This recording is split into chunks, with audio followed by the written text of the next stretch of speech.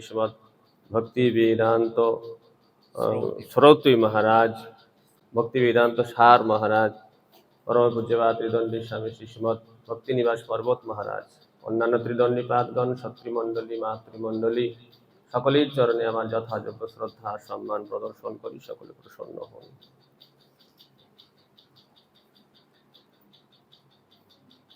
श्री श्री गुरु गौरांगेर अशेष करुणाय আমরা সকলে আজ উপস্থিত হয়েছি, একত্রিত হয়েছি হরিকথা শ্রবণ কীর্তনের উদ্দেশ্যে একটি মহতী ধর্মসভায় যুক্ত হওয়ার জন্য। উদ্দেশ্য হলো প্রাণের সম্পদ আহরণ করা। প্রভুপাদ ছিল ভক্তি সিদ্ধান্ত সরস্বতী ঠাকুর বলছেন, গৌরীয় মঠের উৎসব মানে ডাল ভাত খাওয়া নয়। গৌরীয় মঠের উৎসবের উদ্দেশ্য হলো প্রাণের সম্পদ আহরণ করা। সুতরাং আমরা এই উৎসবে একত্রিত হয়েছি, সমবেত হয়েছি প্রাণের সম্পদ আহরণের জন্য। যে সম্পদটি আহরণের জন্য আমরা সকলে একত্রিত হয়েছি, সেই সম্পদটি হলো ভক্তি। ভক্তি রেবৈনং নয়তি, ভক্তি রেবৈনং দর্শয়তি, ভক্তি বশ পুরুষঃ, ভক্তি রেব ভূয়সী। ভক্তি লাভ হলে অন্য কোনো কিছু লাভ আর অবশিষ্ট থাকে না। কৃষ্ণে ভক্তি কইলে সর্বকর্মকৃত হয়। যে ভক্তির দ্বারা ভগবানের কাছে পৌঁছানো যায়, ভগবান এসে উপস্থিত হন, ভগবানকে দেখা যায় ভক্তির চোখে, ভগবান বশীভূত হন, এহেন ভক্তি। এই যে ভক্তি লাভ, এটি যে আমাদের জীবনের একমাত্র কর্তব্য, এটি প্রথম জানা দরকার। যদি আমার কনসেপশন কিছু ক্লিয়ার না থাকে, আমার ধারণার মধ্যেই যদি একটু গোলমেলে ভাব থাকে, তাহলে আমি কেন ভক্তি লাভের চেষ্টা করব? এই জন্য ভক্তি লাভ করতে গেলে আমাদের প্রথম প্রয়োজন হলো যে ভক্তি লাভ কতটা গুরুত্বপূর্ণ, কতটা তাৎপর্যপূর্ণ, এটা জানতে হবে। কোথায় জানবো? কে জানাবে? সাধু মহাত্মাগণ এটি জানিয়ে দেবেন। সাধু সঙ্গের মধ্য দিয়ে এই জ্ঞানটি লাভ হবে। এই জন্য প্রথম কর্তব্য, আবার ফার্স্ট অ্যান্ড ফরমোস্ট ডিউটি, প্রথম এবং সর্বপ্রধান কর্তব্য হলো সাধু সঙ্গে হরিকথা শ্রবণ। সাধু সঙ্গে হরিকথা শ্রবণ না করলে আমার যে দোদুল্যমান চিত্ত, প্রতিনিয়ত আমরা ভক্তিপথে অবস্থান করেও প্রতিনিয়ত আমরা বহির্মুখগামী হই। এটা আমাদের জন্ম জন্মান্তরের স্বভাব। রূপ রস গন্ধ শব্দ স্পর্শ মান সম্মান প্রতিষ্ঠা ইত্যাদি ইত্যাদি, এগুলির জন্য আমরা যতটা উৎসাহী হই, ভক্তি লাভের জন্য ততটা উৎসাহী হই না। তার একটাই কারণ, যে ভক্তি লাভ করলে সর্বকর্মকৃত হয়, এই সংশয়টা আমাদের মধ্যে এখনো ক্লিয়ার হয়নি। এই ধারণাটা এখনো পরিষ্কার হয়নি। সংশয় যেন কোথায় ভিতরে রয়ে গেছে। যদিও কোথাও একটু মনে হয়েছে যে না, ভক্তি লাভই জীবনের একমাত্র উদ্দেশ্য, তথাপি দুর্বল চিত্ত, কোটি কোটি জন্মের অশুভ সংস্কার, প্রারব্ধ বারবার আমাকে টানতে টানতে, হিচড়াতে হিচড়াতে আমাকে বহির্মুখতার দিকে নিয়ে যাচ্ছে। এই জন্য আমাদের প্রথম কর্তব্য হলো সাধু সঙ্গে কৃষ্ণ কথা শ্রবণ। মা দেবহূতি দেবীকে যেখানে কপিল দেব উপদেশ প্রদান করলেন, মা বললেন, বাবা আমি তো সংসারী মানুষ, তথা তার উপরে আবার স্ত্রী লোক, আমি তো এই যে আমার বিষয়াভিমুখী যে ইন্দ্রিয়গুলির দর্শন করতে করতে করতে করতে ক্লান্ত হয়ে পড়েছি, আমার আত্মমঙ্গল কিসে হবে? তখন কপিল দেব বললেন, মা, এই চিত্তটাই হলো তোমার বন্ধনের কারণ, আর চিত্তটাই হলো তোমার মুক্তির কারণ। এটা যদি ভগবানে লাগাতে পারো, মুক্ত হয়ে গেল তুমি। এই জড় জগতের অনন্তকালের বন্ধন থেকে মুক্ত। মুক্ত তো দূরের কথা, ভগবত প্রাপ্তি, ভগবত পাদ পদ্ম লাভ, ভগবত সেবা প্রাপ্তি হবে। কিন্তু মা, এত সহজ নয়, এত সহজ নয়। যে ভগবানকে দেখিনি, ভগবানের সঙ্গে আমার কোনো কালে কোনো সম্পর্ক তৈরি হয়নি, সম্বন্ধ স্থাপন হয়নি, ভক্তি কোথা থেকে আমি লাভ করব? আগে তো সম্বন্ধ, তারপর অভিধেয় ভক্তি। সম্বন্ধ স্থাপন হয়নি ভগবানের সাথে। তবে একটি উপায় বলে দিচ্ছি, স এবা সাধু সুকৃতম অক্ষরদ্বারম অপাবৃতম প্রসঙ্গাৎ অজরম পাশাম আত্মন কবয় বিদু। বুদ্ধিমানগণ, পণ্ডিতগণ, বিশিষ্ট ব্যক্তিগণ, সাধু মহাত্মাগণ তারা বলে থাকেন, বিশেষ আসক্তি এই জড় জগতের, এই আসক্তিটা হলো আত্মার অনন্তকালের বন্ধনের কারণ। অজরম পাশম, যে পাশ থেকে মুক্ত হওয়া যায় না। কিন্তু সেই আসক্তি, প্রীতি, শ্রদ্ধা এটা যদি সাধুতে দেওয়া যায়, এবার সাধু সুকৃত, যদি সাধুতে দেওয়া যায়, মোক্ষদ্বারম অপাবৃতম, মুক্তির দরজা খুলে যাবে। তারপর সাধুর লক্ষণ বললেন। লক্ষণ বলার পরে বলেন সাধু সঙ্গটা কিভাবে হবে। শতাং প্রসঙ্গাৎ মম বীর্য সংবিদ ভবন্ত হৃদ কর্ণ রসায়ন কথা তজ্জোষণাৎ আশু অপবর্গ বর্তমানে শ্রদ্ধা রতির ভক্তি অনুক্রমিষ্যতি। ক্রমে ক্রমে তোমার প্রেম ভক্তি পর্যন্ত লাভ হবে। শুধু সাধু মুখে ভগবানের কথা শ্রবণ করতে হবে। এই জন্য আমাদের প্রথম এবং সর্বপ্রধান কর্তব্য হলো সাধু সঙ্গ। ভক্তিস্তু ভগবত ভক্ত সঙ্গে না পরিজায়তে। ভক্তি যদি লাভ করতে চাও, হৃদয়ে ভক্তি দেবীর অধিষ্ঠান হোক, এটা যদি চাও, সাধু সঙ্গ করো, ভক্ত সঙ্গ করো, তবে ভক্তি লাভ হবে। কৃষ্ণ প্রেম স্বাভাবিক, স্বাভাবিক সিদ্ধ, নিত্য সিদ্ধ কৃষ্ণ প্রেম। তাকে সাধন করে শ্রবণ কীর্তন আদি সাধনের দ্বারা তাকে লাভ করা যায় না। তা আছে, জীবের স্বরূপের মধ্যে সেই প্রেম আছে। সেই প্রেম উদয় হবে কিসের দ্বারা উদয় হবে? সাধু সঙ্গে কৃষ্ণ নাম। সাধু সঙ্গে কৃষ্ণ নাম এই মাত্র চাই। সংসার জিনিতে আর কোন বস্তু নেই। এই জন্য প্রথম কর্তব্য হলো সাধু সঙ্গ। এটা হচ্ছে ভিত। এই ভিত যদি কারো মজবুত হয়, তবে হ্যাঁ, সাধু কেমন হবে সেটাও বলে দিয়েছেন। এই বিষয়ে বিস্তারিত এখন যাওয়ার প্রয়োজন। সাধুর লক্ষণ জানতে হবে।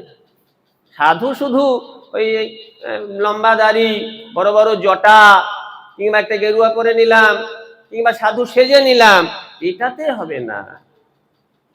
যার নিজের পুকুরে ঘটি ডোবে না, সে আমাকে জল দেবে কি করে? আমি যে সাধু সঙ্গের প্রভাবে সাধুর কাছ থেকে কৃষ্ণ ভক্তির সমস্ত কিছু উপকরণ লাভ করব, সাধুকে তো সাধু হতে হবে। সাধুর পোশাকটা সাধু না, সাধুর বাচন ভঙ্গি সাধু না, সাধুর লোকসংগ্রহকারী যে বুদ্ধি তার সেটা সাধু নয়। সাধুর যে সাধুত্ব, সাধুর সাধুত্বই সাধুর যোগ্যতা। সেই সাধুত্ব কি প্রকার হতে হবে, এই বিষয়ে ভগবান কপিল দেব মা দেবহূতি দেবীকে বললেন। তারপরেই বললেন, সংক্ষেপে বলছি, তিতিক্ষা বা কারুণিক সুহৃদ সর্বদেহিনাম অজাত শত্রব শান্তা সাধব সাধুভূষণ ইত্যাদি ইত্যাদি কয়েকটা বাহ্যিক গুণের কথা বললেন। এগুলো থাকা উচিত, এগুলো ভূষণ, সাধুর ভূষণ এগুলো। তিতিক্ষা, সাধু সহ্য করবে, ঘর বাড়ি ছেড়ে, বাপ মা ছেড়ে, আত্মীয় স্বজন ছেড়ে, টাকা পয়সা ছেড়ে, সবকিছু ছেড়ে ভগবানের ভরসায় সংসার ত্যাগ করবে। তাকে কোনো কষ্ট করতে হবে না, এ কখনো হতে পারে না। হাজারো সমস্যা আসবে, যেখানেই থাকো, মঠ মন্দিরেই থাকো আর বনেই থাকো, সমস্যা থাকবে, প্রারব্ধ অবশ্যই ভোগ করতে হবে। অনেকে বলে মহারাজ মঠ মন্দিরে এত সমস্যা, তাহলে আমরা কোথায় যাই? আরে মঠ মন্দিরের সমস্যা তো হবেই। মঠ মন্দিরটা তো আর যুগের বাইরে নয়, কলির বাইরে নয়। মঠ মন্দির তো আর পৃথিবীর বাইরে নয়, এটা বৈকুণ্ঠ নয়। আর সর্বোপরি গুরু মহারাজ বলতেন যে বাবা মঠ মন্দিরে যারা আসে তারা তো আপনাদের মতো সংসার থেকেই আসছে। আপনারা যে সংসারে আছেন, সংসারে ওই কিছু সংসারী লোক তো এখানে এসে ঢোকে, কিছু বিষয় বুদ্ধি সম্পন্ন লোক তারাও এসে উৎপাত শুরু করে, থাকবে এটা। সমাজে যেমন সকলেই সাধু ব্যবসায়ী নন, সমাজে যেমন ভেজাল দ্রব্য আছে, অসাধু ব্যক্তি আছে, ঠিক তদ্রূপ সাধু সমাজেও কিছু কলি মহারাজ অসাধু ব্যক্তিকে ঢুকিয়ে দেবে, এটা নিয়ম। কলি কখনো চাইবে না যে তার প্রভাবটা কিছু কমে যাক। কলি উত্তর উত্তর তার প্রভাব বৃদ্ধির জন্য সর্বক্ষণ চেষ্টা করবে। বাবাজি মহারাজ গতবার বলছিলেন যে বাবা শোনো, যে যখন যে শাসকের শাসন চলতে থাকে, যে রাজার রাজত্ব চলে, সেই রাজার এগেনস্টে যদি কেউ যায় তাকে কিন্তু কষ্ট ভোগ করতে হয়। যখন যে যার রাজত্ব চলে তার বিরুদ্ধে যদি কেউ কথা বলে বা তার বিরুদ্ধে যদি কেউ কোনো আচরণ করে, তখন তাকে কষ্ট পেতে হয়। ঠিক তদ্রূপ এটা এখন কলির রাজত্ব, আর আমরা হরিভজন করছি, কলির এগেনস্টে যাচ্ছি, তা সে কি আমাদের ছেড়ে কথা বলবে? ছেড়ে কথা বলবে না। সুতরাং মঠ মন্দিরই বলুন, সমাজ ব্যবস্থায় বলুন, যেখানেই বলুন না কেন, সংসারেও তাই। আপনার হরিভজন করছেন, খুব ভালো জানেন সংসারে আপনি চাইছেন তো আরেকজন চাইছে না, সে চাইছে তো আরেকজন চাইছে না, নানা প্রতিকূলতার মধ্যে আসতে হয়। সংসারে থেকে যারা হরিভজন করেন তাদেরকেও নানা প্রতিকূলতার মধ্যে পড়তে হয়, যারা মঠ মন্দিরে থেকে হরিভজন করেন তাদেরকেও নানা প্রতিকূলতার মধ্যে পড়তে হয়। এটা নিয়ম, থাকতে হবে, এইগুলোকে ওভারকাম করতেই হবে। তিতিক্ষা সহ্য করো, সহ্য করতেই হবে। ভগবান এত সহজে ভক্তি দেন না, ভক্তি লাভ করতে গেলে সহ্য করতে হবে। এই জন্য প্রথম যোগ্যতা হলো তিতিক্ষা। লোকে নানা প্রকার অন্যায় কথাও বলবে, অন্যায় আচরণও করবে, তোমার বিরুদ্ধে নানা রকম জল্পনা কল্পনা শুরু করবে, তুমি সহ্য করবে। তিতিক্ষা কারুণিকঃ, শুধু সহ্য করবে না, সকলের প্রতি করুণা পরবশী, সকলের মঙ্গল চিন্তা করবে। সুহৃদয় সর্বদেহিনাম, সমস্ত দেহীর প্রতি, শুধু মানুষ না, পশু পক্ষী কীট পতঙ্গ প্রত্যেকটি দেহীর প্রতি উত্তম হৃদয় যুক্ত হবে। সাধুর ভূষণ সুহৃদয় সর্বদেহিনাম অজাত শত্রুবাহ, তার সাধুর শত্রুর জন্ম হয় নাই। সাধু কাউকে শত্রু বলে মনে করে না। সাধু যদি কাউকে শাসন করে, সে আপন জ্ঞানে শাসন করে। আমাদের মনে হয় সাধু বাবার কাছে গেলাম, একটু অন্যায় করেছি, সাধু বাবা আমাকে খুব করে বকে দিল, আমার রাগ হয়ে গেল। সাধুরা এত বকে? সাধু যদি কখনো শাসন করে, জানতে হবে আমার আত্মমঙ্গলের জন্য। পিতা মাতা যেমন সন্তানের আত্মমঙ্গলের জন্য সন্তানকে শাসন করে, প্রয়োজন হলে বেত্রাঘাত পর্যন্ত করতে পারে। সাধু যদি আমাকে বেত্রাঘাত করে, আমার মঙ্গলের কারণ হয়ে দাঁড়ায়। এই জন্য সাধুর শাসনটাও তার করুণা জানতে হবে। সাধু কখনো কাউকে শত্রু জ্ঞান করে না। অজাত শত্রুবঃ, সাধুর শত্রুর জন্মই হয় নাই। শান্ত স্বভাব।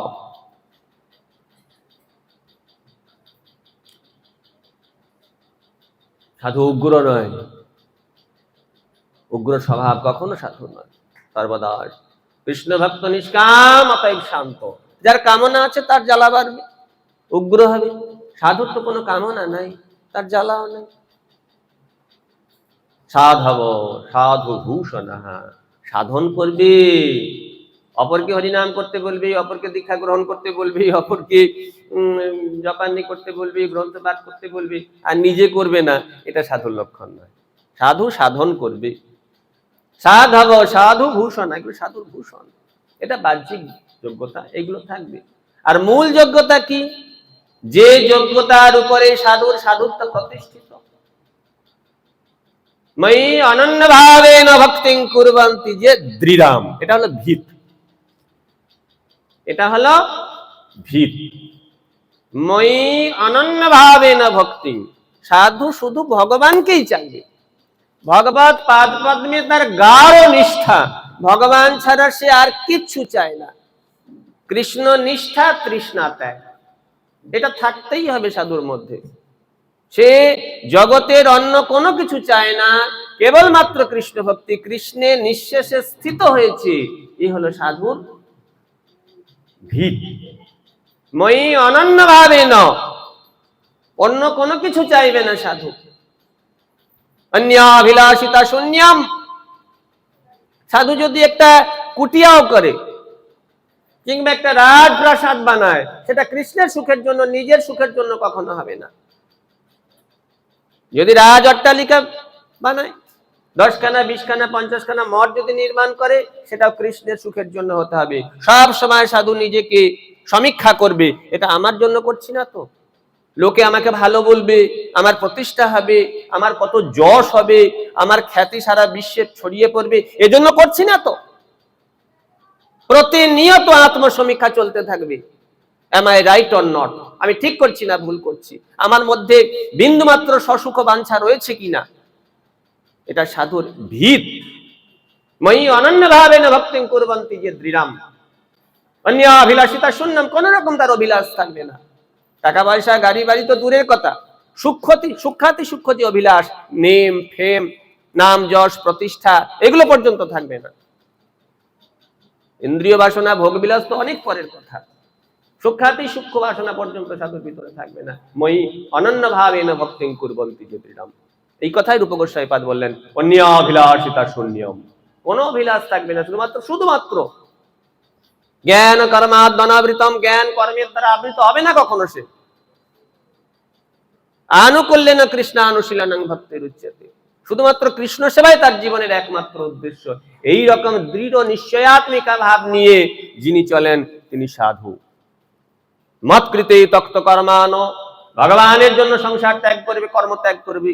ইচ্ছা করলে সাধু 2-5 লাখ টাকা 10 লাখ টাকা 20 লাখ টাকা রোজগার করতে পারত, সংসারে থেকে হাজার হাজার লক্ষ লক্ষ টাকা রোজগার করে, অর্থ সঞ্চয় করে বিষয়ভাবে জীবন অতিবাহিত করতে পারত, কিন্তু সাধু সেগুলো ত্যাগ করবে। মৎকৃতে তক্ত কর্মান, আমার জন্য, ভগবান বলছেন আমার জন্য কর্ম ত্যাগ করবে। তক্ত স্বজন বান্ধবা, পিতা মাতা আত্মীয় স্বজন বন্ধু বান্ধব গাড়ি বাড়ি টাকা পয়সা বিষয় সম্পত্তি সমস্ত ত্যাগ করবে ভগবানের জন্য, নিজে সুখে থাকার জন্য নয়। বাপ মাকে খাওয়াতে হবে বড় ঠেলা, সংসার দেখতে হবে বড় জ্বালা, আবার দরকার নেই মঠে গিয়ে 4 বেলা ভালো করে খাবো, আরামে থাকবো, মান সম্মান পাবো, লোকে একটু পূজা করবে, প্রতিষ্ঠা হবে, খুব ভালো থাকবো, এজন্য সাধু নয়। মৎকৃতে তক্ত কর্মানস্তক্ত স্বজন বান্ধবাঃ মদাশ্রয়া কথামৃষ্টা শৃণ্বন্তি কথন্তি চ, আমাকে আশ্রয় করে, মদাশ্রয়া কথামৃষ্টিয়া, ভগবানকে আশ্রয় করে ভগবানের কথা শ্রবণ করবে, ভগবানের কথা জগৎকে বলবে।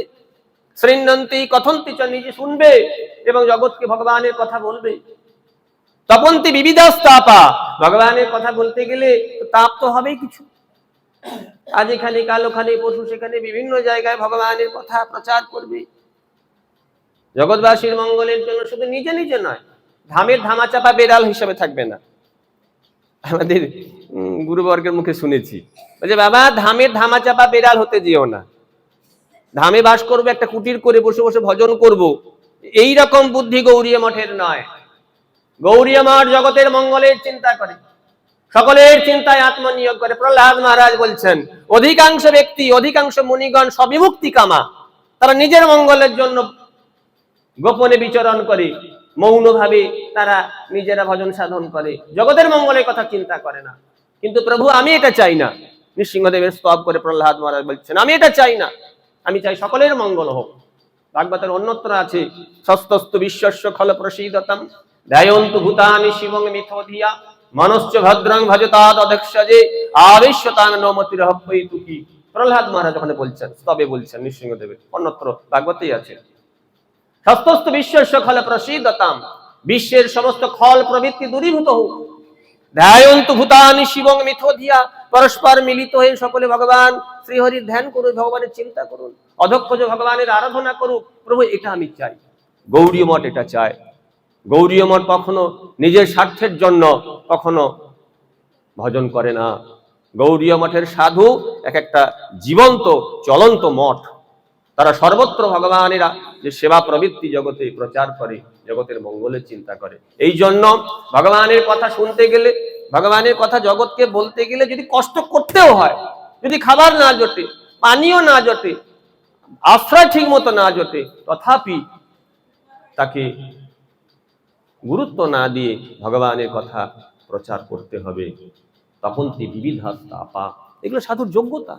এর উপরে সাধুর সাধুত্ব তৈরি হবে। যাই হোক, এত কিছু বলার প্রয়োজন ছিল না মহারাজজি। হ্যাঁ, সুতরাং আর এদিকে আর গিয়ে লাভ নেই। এখন এই রকম সাধু সঙ্গ যদি আমরা প্রাপ্ত হই, কি করব? শতাং প্রসঙ্গাৎ মম বীর্য সংবিদ ভাবন্তে হৃৎকর্ণ রসায়ন কথা। এইরকম সাধু পেলে অবশ্যই গৌড়ীয় মঠ এইরকম সাধুর একটা বড় একটা স্থান। জগতের চারিদিকে সাধু সাধু সাধু বলে জগতের বহু সম্প্রদায় রয়েছে, তাদের মধ্যে নানা রকম ভেজাল রয়েছে। এইরকম সাধু সঙ্গ যদি আমরা করি, অবশ্যই সাধু মুখে হরিকথা শ্রবণ করব। শ্রবণের দ্বারাই আমাদের ভক্তি লাভ হবে। মহাপ্রভু এই ভক্তি লাভ তার উপায় বলতে গিয়ে বলছেন 64 প্রকার ভক্তির বিশেষ অঙ্গ রয়েছে। এইগুলো যাজন করলে ভক্তি বৃদ্ধি হয়। সেখানে গুরুপদাশ্রয়, দীক্ষা ইত্যাদি ইত্যাদি বলেছেন। আদৌ গুরুপদাশ্রয়, আগে দীক্ষা নয়, আগে গুরুপাদ পদ্ম আশ্রয়। আশ্রয় যদি না হয়, দীক্ষা সম্ভব হয় না। আগে তো আমি ঘরে এসে ঠান্ডা বাতাসটা অনুভব করব কখন? আগে তো আশ্রয় নেব, তবে তো তার ঠান্ডা বাতাস, স্নিগ্ধ শীতল জল, তবে তো প্রাপ্ত হব। না বাইরে আছি, আমি আশ্রয় এলাম না, আমি এটা কখনো প্রাপ্ত হতে পারি না। এই জন্য দীক্ষার পূর্বে মহাপ্রভু বলছেন আদৌ গুরুপদাশ্রয়, গুরুপদাশ্রয়, তারপরে দীক্ষা, তারপরে সাধু মার্গানুগমন, শিক্ষা, পিচ্ছা ইত্যাদি ইত্যাদি। এইভাবে মহাপ্রভু চৈতন্য চরিতামৃতে 64 প্রকার ভক্তির অঙ্গ বর্ণনা করেছেন। বলার পরে শেষকালে সনাতনকে বলছেন, সনাতন এর মধ্যে 5টি হলো প্রধান। তার আবার প্রথমটা হলো সাধু সঙ্গ। এই জন্য সাধু সঙ্গ, সাধু সঙ্গের থেকে কি করবে?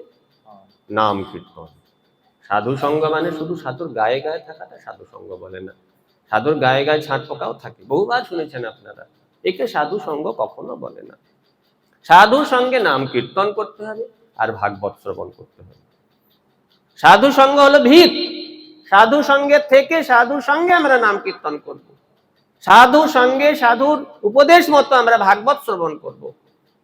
সাধু সঙ্গ, নাম কীর্তন, ভাগবত শ্রবণ মথুরা বাস। সাধু মথুরাকে চিনিয়ে দেবে। আমি আমার চোখ দিয়ে মথুরাকে চিনতে পারি না, ধামের অপরাধ করব, ধামের চরণে ধামকে জড়বুদ্ধি করব, ধামকে ভোগবুদ্ধি করব, ধামের চরণে গিয়ে অপরাধ করবো। এই জন্য সাধুগণ আমাদের চোখে আঙ্গুল দিয়ে দিয়ে দেখিয়ে দেন। আমাদের 84 ক্রোশ ব্রজমন্ডল পরিক্রমা পূজ্যবাদ স্যার মহারাজ নিয়ে যান, মাঝে মাঝে আপনারা সব যান, গিয়ে ঘুরে ঘুরে ঘুরে ঘুরে সব দর্শন করেন। কেন? নিজেদের দ্বারা হবে না, মহারাজদের সঙ্গে গেলে দর্শনটা ঠিক হবে। এই জন্য সাধু সঙ্গ, নাম কীর্তন, ভাগবত শ্রবণ, মথুরা বাস আর শ্রীমূর্তির শ্রদ্ধা সেবন। ভগবানের শ্রদ্ধা সেবা করতে হবে। ভগবানের সেবা ব্যতীত সেবা প্রবৃত্তি যদি না থাকে, তাহলে কখনো আমাদের হৃদয়ে ভক্তির উদয় হতে পারে না। সেই সেবাটা কিভাবে হবে? অত্যন্ত শ্রদ্ধার সঙ্গে। এই জন্য মহাপ্রভু এই 5টি বলেছেন।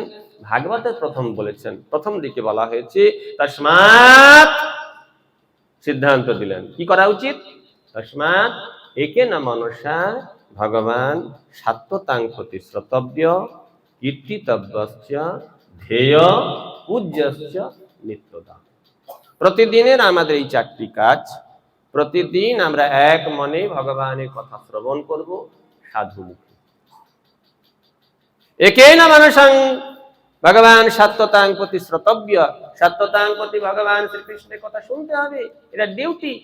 কীর্তিতব্যশ্চ, সাধু সঙ্গে ভগবানের নাম কীর্তন করতে হবে। কীর্তিতব্যশ্চ ধ্যেয়, চিন্তা করতে হবে ভগবানের কথা। কিভাবে চিন্তা করবে?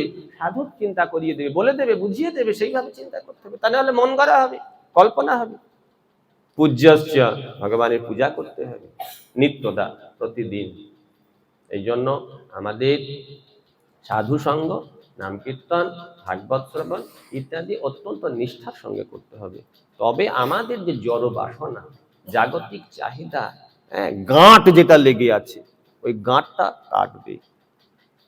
তত দুঃসঙ্গম উৎসৃজ্য সৎসু সজ্জিত বুদ্ধিমান সন্তো এবাস্য ছিন্দন্তি মানবীয়া সঙ্গম উক্তিভি।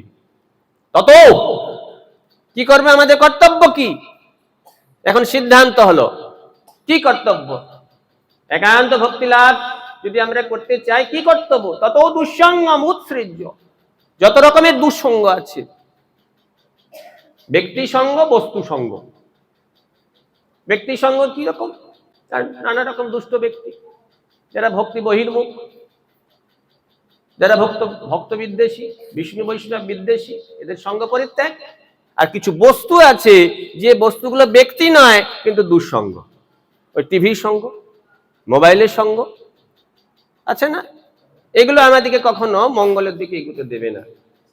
এই জন্য কিছু দুষ্ট ব্যক্তি, দুষ্ট বস্তুর সঙ্গ ত্যাগ, দুঃসঙ্গম উৎসৃজ্য, একদম শিকড় সমেত উপরে ছুঁড়ে ফেলতে হবে। সৎসু সজ্জিত বুদ্ধিমান, সাধু সঙ্গে আসক্ত হও। সন্ত এবাস্য ছিন্দন্তি মনোবিয়া সঙ্গ মুক্তিভি, সাধু আমার মনের যে দুর্বলতা গুলো, ওগুলো কাটিয়ে দেবেন, গাঁট গুলো সব কেটে দেবেন। কিসের দ্বারা? বাক্যের দ্বারা। বাক্যের তেজে সেগুলোকে দূরীভূত করবেন। এই জন্য আমার মনের দুর্বলতা দূরীভূত হবে, ভক্তিতে নিষ্ঠা হবে, ভগবানের সেবা প্রবৃত্তি জাগবে সাধু সঙ্গের দ্বারা। এই জন্য সকলের কাছে প্রার্থনা জানাই, সাধু সঙ্গ করুন, ভগবানের সেবা করুন, অবশ্যই আমাদের হরে কৃষ্ণ। वंशाकल्पतरुभ्यश्च कृपा सिन्धुभ्यो पतितानां पावनेभ्यो वैष्णवेभ्यो